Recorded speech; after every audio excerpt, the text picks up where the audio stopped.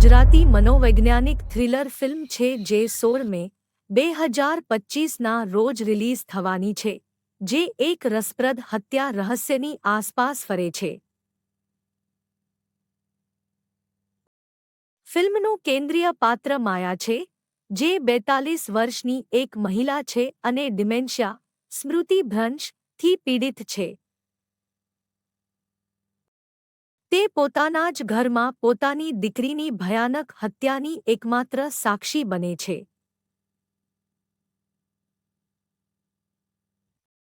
જેમ જેમ માયાનું ડિમેન્શિયા વધે છે, તેમ તેમ તેની યાદો વધુને વધુ વિખરાયેલી અને અવિશ્વસનીય બનતી જાય છે.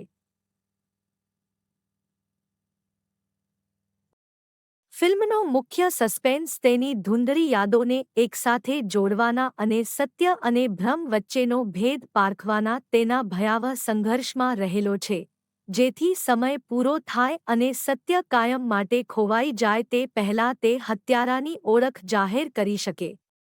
ટ્રેલર એક તંગ અને આકર્ષક કથાનો સંકેત આપે છે, જેમાં માયા તેના ક્ષીણ થતી યાદશક્તિને પાર કરવાનો પ્રયાસ કરતી વખતે અનુભવતી માનસિક ઉથલપાથલ પર ભાર મૂકવામાં આવ્યો છે, જ્યારે તે તેની દીકરીની હત્યાને ઉકેલવાની ચાવીરૂપ છે.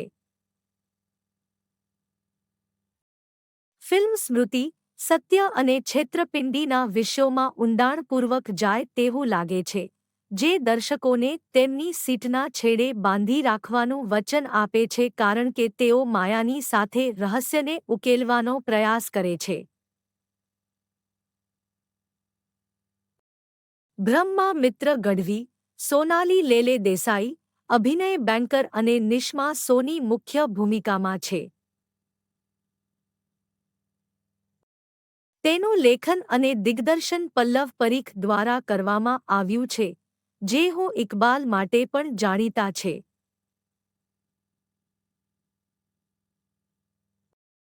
આવી જ વધારે જાણકારી માટે આ ચેનલ ટિપટોપ ગુજ્જુને સબસ્ક્રાઇબ કરો અને લાઇક, કમેન્ટ ભૂલતા નહીં.